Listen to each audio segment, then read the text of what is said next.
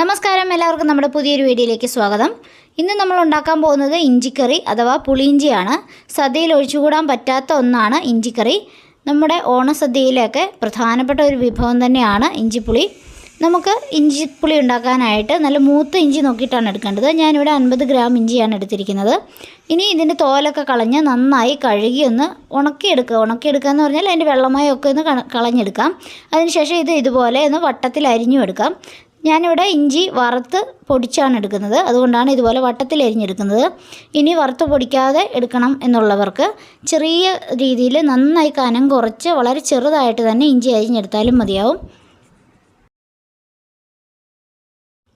ഇഞ്ചിക്കറി ഉണ്ടാക്കുന്ന സമയത്ത് ചില കാര്യങ്ങൾ ശ്രദ്ധിച്ചാൽ വളരെ ടേസ്റ്റി ആയിട്ടുള്ള പുളിയിഞ്ചി അഥവാ ഇഞ്ചിക്കറി നമുക്ക് ഉണ്ടാക്കിയെടുക്കാനായിട്ട് പറ്റും. ഞാനിവിടെ ഒരു മൺചട്ടിയാണ് എടുത്തിരിക്കുന്നത്. അലുമിനിയം പാത്രങ്ങൾ എടുക്കാതിരിക്കുക. കഴിയുമെങ്കിൽ മൺചട്ടിയോ അല്ലെങ്കിൽ നോൺ സ്റ്റിക്ക് പാനോ സ്റ്റീലിൻ്റെ പാത്രങ്ങളോ ഉപയോഗിച്ച് നമുക്ക് പുളിയിഞ്ചി തയ്യാറാക്കാവുന്നതാണ്. ഏറ്റവും രുചികരമായി നമുക്ക് പുളിയിഞ്ചി ലഭിക്കുന്നത് മൺചട്ടിയിൽ തയ്യാറാക്കുമ്പോഴാണ്. ഇനി നമുക്കിതിലേക്ക് 2 ടേബിൾ സ്പൂൺ വെളിച്ചെണ്ണ ചേർത്ത് കൊടുക്കാം. അതിനുശേഷം നമ്മൾ മുൻപ് വട്ടത്തിൽ അരിഞ്ഞു വെച്ചിരിക്കുന്ന ഇഞ്ചി ഇതിലേക്ക് ഇട്ട് കൊടുത്ത് നന്നായി ഒന്ന് ഫ്രൈ ചെയ്തെടുക്കാം. ഇതുപോലെ വട്ടത്തിൽ അരിഞ്ഞെടുക്കുന്ന സമയത്ത് കുറച്ച് കനം കുറഞ്ഞ് അരിഞ്ഞെടുക്കുകയാണെങ്കിൽ വളരെ പെട്ടെന്ന് തന്നെ നമുക്കിത് ഫ്രൈ ആക്കി എടുക്കാനും പറ്റും.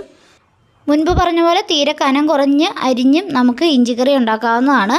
പക്ഷേ അങ്ങനെ ചെയ്യുമ്പോൾ ഏതെങ്കിലും 1-2 കഷ്ണങ്ങൾ കനം കൂടി പോയിട്ടുണ്ടെങ്കിൽ നമുക്കത് കറിയിൽ കടിക്കാനായിട്ട് കിട്ടും. അങ്ങനെ ഇഞ്ചി കടിക്കുമ്പോൾ ഒരു ടേസ്റ്റ് ഉണ്ടാവുകയില്ല. അതുകൊണ്ടാണ് നമ്മളിതുപോലെ അരിഞ്ഞ് വറുത്തെടുത്ത് പൊടിച്ചെടുക്കുന്നത്. ഇങ്ങനെ ഇഞ്ചി വറുത്ത് പൊടിച്ച് നമ്മൾ ഇഞ്ചിക്കറി ഉണ്ടാക്കുമ്പോൾ എത്ര നാൾ വേണമെങ്കിലും ഇഞ്ചിക്കറി കേടുകൂടാതെ നമുക്ക് എടുത്ത് വയ്ക്കാനും പറ്റും. ഇപ്പോൾ ദാ നന്നായിട്ടൊന്ന് മൂത്ത് വന്നിട്ടുണ്ട്. ഇനി തീ ഒന്ന് ഫ്ലെയിം കൂട്ടി വെച്ചതിന് ശേഷം നന്നായിട്ട് ഒന്ന് ഫ്രൈ ചെയ്തെടുക്കാം. ഒരുപാട് നേരം ഫ്ലെയിം കൂട്ടി വയ്ക്കരുത്. ലൈറ്റായിട്ടൊന്ന് ബ്രൗൺ കളർ ആകുമ്പോഴേക്കും നമ്മൾ തീ കുറച്ച് വെച്ചിട്ട് ഒന്നുകൂടി ഒന്ന് ഫ്രൈ ചെയ്തെടുക്കണം. ഇപ്പോൾ അത്യാവശ്യത്തിന് നല്ല രീതിയിലൊന്ന് ഫ്രൈ ആയി കിട്ടിയിട്ടുണ്ട്.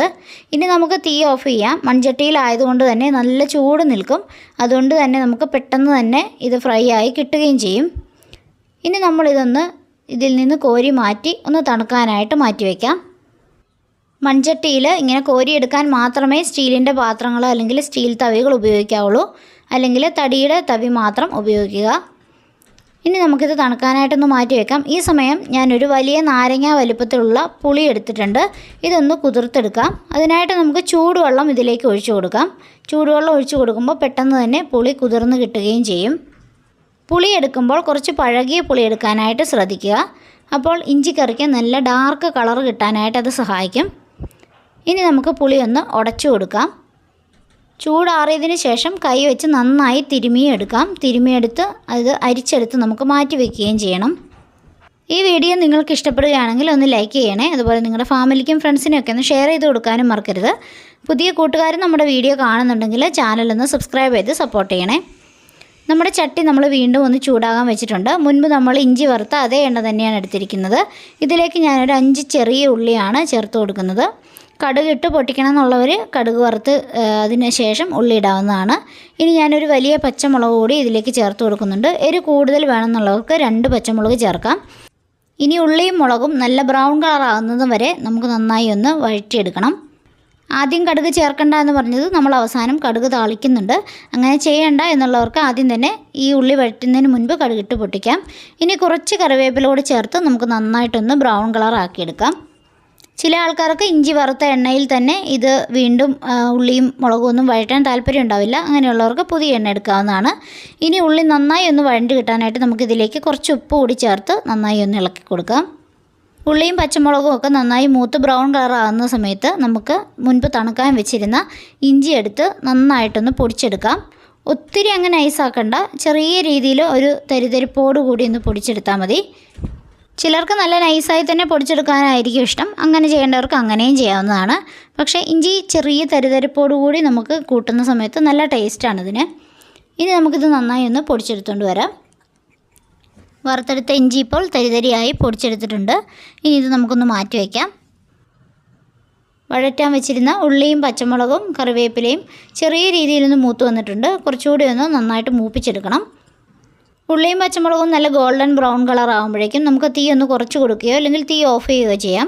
ഇതിലേക്ക് ഇനി കുറച്ച് പൗഡറുകൾ ചേർത്ത് കൊടുക്കാനുണ്ട്. അതിലൊന്ന് മഞ്ഞൾപ്പൊടിയാണ്.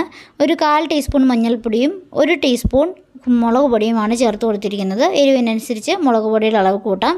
ഇനി ഒരു 1/2 ടീസ്പൂണോളം കായപ്പൊടി ചേർത്ത് കൊടുത്തിട്ടുണ്ട്. ഇത് മൂന്നും ചേർത്ത് നന്നായിട്ടൊന്ന് ഇളക്കി യോജിപ്പിച്ച് ഒന്ന് മൂപ്പിച്ചെടുക്കണം. മുളക് പൊടി കരിഞ്ഞു പോകാതിരിക്കാനാണ് തീ ഓഫ് ചെയ്തിരിക്കുന്നത്.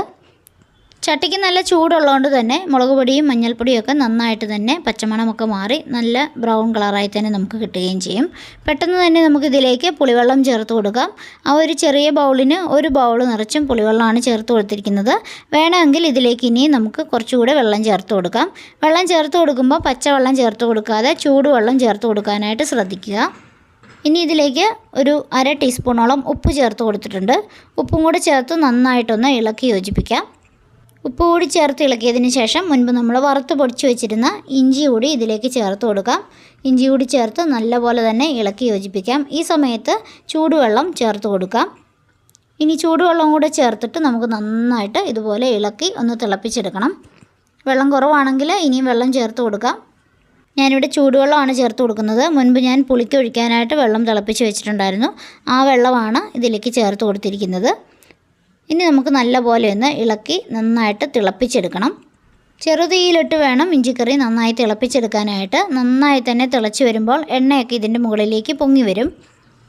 ഇപ്പോൾ ഇഞ്ചിക്കറി നല്ലപോലെ തന്നെ തിളച്ച് വന്നിട്ടുണ്ട്. ഈ തിളയ്ക്കുന്ന സമയത്ത് നമുക്കിതിലേക്ക് 2 ടേബിൾ സ്പൂൺ ശർക്കര ചേർത്ത് കൊടുക്കാം. ശർക്കര ചേർക്കുന്നത് മധുരത്തിനനുസൃതമായിട്ടാണ്. മധുരം കൂടുതൽ വേണമെന്നുള്ളവർക്ക് കൂടുതൽ ശർക്കര ചേർത്ത് കൊടുക്കാവുന്നതാണ്. ശർക്കരയും കൂടെ ചേർത്ത് നല്ലപോലെ തന്നെ ഇളക്കി യോജിപ്പിക്കാം. വീണ്ടും ചെറു തീയിലിട്ടിട്ട് വറ്റിച്ചെടുക്കാം. ഒരുപാട് വറ്റി നല്ലപോലെ കുറുകിയിരിക്കണം എന്നുള്ളവർ കുറച്ചധികം നേരം ഇതുപോലെ കുറുക്കിയെടുക്കാം.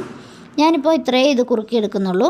ഇനിയും ഈ ചട്ടിയുടെ ചൂടിലിരുന്ന് ഇത് വീണ്ടും കുറുക്കി കിട്ടും. അതുകൊണ്ട് നമുക്ക് തീ ഇപ്പോൾ തന്നെ ഓഫ് ചെയ്യാവുന്നതാണ്. ഉപ്പും മധുരവും എരിവുമൊക്കെ പാകമായോ എന്ന് ഇതിനിടയിൽ നോക്കുകയും വേണം. ഇപ്പോൾ ഞാൻ ഇഞ്ചിക്കറിയുടെ തീ ഓഫ് ചെയ്തിട്ടുണ്ട്. ഇനി ഞാൻ ഇതിലേക്ക് ചേർത്ത് കൊടുക്കുന്നത് കുറച്ച് കടുകും വറ്റൽമുളകും കറിവേപ്പിലയും കൂടെ കുറച്ച് എണ്ണയിലിട്ട് വളരെ കുറച്ച് എണ്ണയിലിട്ടൊന്ന് വഴറ്റിയെടുത്തതാണ്. അതായത് നമ്മളിതിലേക്ക് കടുക് താളിച്ച് കൊടുക്കുകയാണ് ചെയ്യുന്നത്. ഇങ്ങനെ ചെയ്യണമെന്ന് നിർബന്ധമൊന്നുമില്ല. ഇങ്ങനെ ചെയ്യുമ്പോൾ കാണാനും ഒരു ഭംഗിയാണ്. അതുപോലെ തന്നെ കഴിക്കുമ്പോഴും ഒരു ടേസ്റ്റ് ഉണ്ടാവും.